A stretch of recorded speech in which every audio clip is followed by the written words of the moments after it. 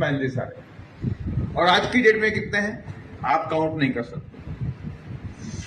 हम अभी और जाते हैं, अगर मैं कहूं इस देश के अंदर कितने मिलियनरीज हैं जिनके पास $1 मिलियन की प्रॉपर्टी है, तो आपके सामने आंकड़ा आएगा 9 से 10 लाख जिनके पास $1 मिलियन की प्रॉपर्टी है। फिर उसके बाद और आगे बढ़िए, फिर आप देखिए कि देश की आजादी से पहले कितने मिलियनरीज थे, तो आपके पास फिगर आएगी 0। और आज की डेट में अगर मैं बात करूं तो आपके सामने फिगर आएगी 200। देश के अंदर 200 ऐसे बड़े बिजनेसमैन हैं जिनकी जो प्रॉपर्टी बिलियंस में। हम आप समझिए, हम आपसे हुक्मरान बनने के लिए क्यों बोल रहे हैं? उसी देश में आप रहते, उसी देश में हम रहते, उसी देश में वो बिलियनरीज और मिलियनरीज रहते हैं। लेकिन आप आज के बच्चे, अभी मैं देख रहा था मैं पंजाब के अंदर कि मेरे जितने भी पार्टी के वर्कर हैं उनके 90% पार्टी वर्कर्स के पास मोटरसाइकिल, 5 से 10% लोगों के पास कार है। लेकिन इसी देश के अंदर जब उनकी सरकारें बनी तो आज वो मर्सिडीज से भी चलते हैं, ऑडी से भी चलते हैं, बड़ी बड़ी गाड़ियों से चलते हैं। वो मोटरसाइकिल से नहीं चलते, वो मोटरसाइकिल से नहीं चलते, बड़े बड़े बंगलों में रहते हैं, हजारों करोड़ रुपए का बैंक बैलेंस उनके पास है, हजारों हजारों लोग उनके यहाँ पे नौकरी करते हैं। लेकिन ऐसा क्यों हुआ? लेकिन संविधान तो ये नहीं कहता। संविधान में बाबा साहब ने लिखा जस्टिस लिखा, लिबर्टी लिखा, इक्वलिटी लिखा, और फ्रेटर्निटी की बात करी। जस्टिस माने कि न्याय की बात करी कि नहीं करी?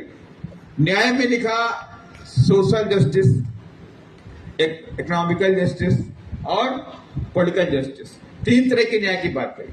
और कहा इस देश के अंदर 3 तरह के न्याय मिलने चाहिए। नंबर 1 पॉलिटिकल जस्टिस मैं देकर जा रहा हूं। आज से लेकर के आज से मेरा देश में मेरा जो बहुजन समाज है उसको मैं राजनीतिक न्याय देकर के जा रहा हूं। लेकिन आने वाले समय में मेरे इस समाज को आने वाली पॉलिटिकल पार्टीज सामाजिक न्याय और आर्थिक न्याय देना भी सुनिश्चित करें। अगर इनको सामाजिक न्याय और आर्थिक न्याय नहीं मिलेगा तो ये कौम आगे नहीं बढ़ सकती। उस वक्त बाबा साहब डॉक्टर अम्बेडकर ने 1 मैन 1 वोट 1 वैल्यू का सिद्धांत लागू किया। माने कि आज की डेट में मेरे समाज में जो सबसे गरीब बंदा है और जो इस देश का सबसे अमीर आदमी है अदानी, उस गरीब और अमीर आदमी अदानी के बराबर जो वोट की जो वैल्यू है समान हो गई। माने अदानी के वोट की वैल्यू और एक गरीब, सबसे गरीब जो भी आप चुन लीजिए, उस व्यक्ति की वोट की वैल्यू बराबर हो गई। हो गई कि नहीं हो गई? माने कि राजनीतिक रूप में तो हम बराबर हैं, इस देश में अदानी के बराबर भी हैं, अंबानी के बराबर भी हैं, लेकिन सामाजिक रूप से बराबर नहीं है। हम सामाजिक रूप में बराबर नहीं है और आर्थिक रूप में तो बिल्कुल बराबर नहीं है। माने कि एक तबका ऐसा है, मैं न्यूज पढ़ रहा था, इस देश के अंदर जो अमीरों की जमात है वो एक दिन में 50 लाख 25 लाख की शराब पी जाता है, 50 से 25 लाख की शराब पीता। और एक देश में ऐसी भी जमात है जो शायद 50 रुपए भी कमा नहीं पाती, हो सकता है उसके बच्चे एक वक्त की रोटी भी नसीब नहीं होती। इसलिए मैंने कहा इस संतों गुरुओं महापुरुषों की जो विचारधारा है, उनके सपनों को बनाने का जो भारत है वो एकमात्र बहुजन समाज पार्टी बनाना चाहती। कांग्रेस ने भी लंबे समय तक काम किया,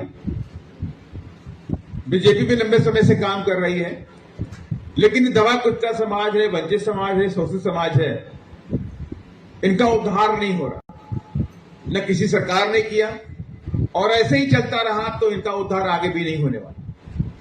अब समस्या हमारे सामने ये है कि इतनी बड़ी जमात, इतनी बड़ी एकता, और जिनके सबके रहबर, तो सभी लोग अपने रहबर को मानते, बाबा साहब को मानने वाले लोग हैं, और सभी लोग माननीय कांशीराम साहब को मानने वाले लोग भी हैं, बहन जी को भी आदर्श नेता मानते हैं।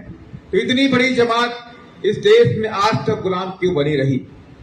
इतनी बड़ी जमात इस देश में पावर में क्यों नहीं आती? इतनी बड़ी संख्या पंजाब के अंदर, अगर मैं दोनों जो एससी की मैं बात कर लूं, जो मेजर जो कंट्रीब्यूशन में है, जिसमें रजसिया सिख आता है, मजलिस सिख आता है, जो इसी से मिली जुली जातियां हैं उनकी पॉपुलेशन आज की डेट में कुछ जिलों में तो 40% के ऊपर 45% की पॉपुलेशन उनके पास, लेकिन उसके बाद भी उनके लोग एमएलए नहीं बन पाते, उनके लोग मेंबर ऑफ पार्लियामेंट नहीं बन पाते। अगर रिजर्व सीट को छोड़ दें तो आप कहीं से भी चुनाव जीत करके नहीं आ पाते। इसके मतलब है कि आपके अंदर जो सामाजिक एकता होनी चाहिए, जो बाबा साहब डॉक्टर अम्बेडकर ने सपना देखा, यूनाइट योरसेल्फ। पहला उन्होंने कहा एजुकेट योरसेल्फ, कहा कि नहीं कहा? अपने आप को शिक्षित करो, एजुकेट योरसेल्फ। दूसरा कहा एजुकेट योरसेल्फ, अपने अधिकारों के लिए आपको एजुकेशन करना पड़ेगा, संघर्ष करना पड़ेगा। तीसरी बात कही यूनाइट योरसेल्फ, अपने आप अपने समाज को एक करना पड़ेगा, अपने आप एक हो जाओ। अगर आप एक हो जाओगे तो इस देश के राजा बन जाओगे। अगर आप एक नहीं हो सकते तो आप इस देश में गुलाम बने रहोगे, राजा कभी नहीं बन सकते। और ये सपना बाबा साहब डॉक्टर अम्बेडकर ने हम सबको इस देश का हुक्मरान बनाने के लिए, इस देश का राजा बनाने के लिए देखा। और इसलिए आज ये बहुजन समाज पार्टी इस देश में 1984 से लेकर आज तक इस बात को लेकर संघर्ष कर रही है कि हम अपने बहुजन समाज को सामाजिक एकता के माले में प्रयोग करके इस देश की सत्ता में पहुंचाने का सपना दिख रही है। इस देश के सत्ता में हुक्मरान बनाने का हम प्रयास करते हैं। लेकिन हमारा जो प्रयास है, मुझे लगता है कि मैं खुद देख रहा हूं, मैं तमाम प्रदेशों में मैंने काम किया, हमारी आधी एनर्जी तो इसी बात पे लग जाती है, हम अपने समाज को जगाने में ही लगाए रहते हैं। हम अपने समाज को जगाते रहते हैं, उनको कैडराइज करते रहते हैं। एक बार कैडर देके जाओ और एक साल में ना हो तो सब भूल गए, काम वाम छोड़ के कहीं और लग गए। तो बार बार उनको रिवाइज करना पड़ता, हमें उनके बार बार उनके माइंड को साफ करना पड़ता। अगर ये काम आप दूसरी तरफ पार्टियां भी हैं जो देश में सत्ता में बैठी हैं, आप देखिए बीजेपी का जो वोटर है वो बीजेपी के लिए कमिटेड है, मानते कि नहीं मानते? आपको नहीं करेगा वो, आपको नहीं करेगा। आप 500 रुपए दे के आओ, 1000 रुपए दे के आओ, बीजेपी के कट्टर आदमी है, उससे बोलो बीएसपी को वोट कर दो तो आपको नहीं देगा। देगा क्या आपको वोट? नहीं देगा। उन्हें पता है कि मेरा वोट कहां जाना है, लेकिन मेरे समाज के लोगों के अंदर कंफ्यूजन रहती है। उन्हें मैक्सिमम नहीं मालूम होता कि हम किसे वोट करें। और लास्ट टाइम में कहीं कांग्रेस में जाते हैं, थोड़े से कहीं बीजेपी की तरफ भग जा रहे हैं, और थोड़े बच्चे खुचे बहुत ताकतवर लोग बीएसपी की तरफ आ जाते हैं, ये बहुत मिशनरी लोग।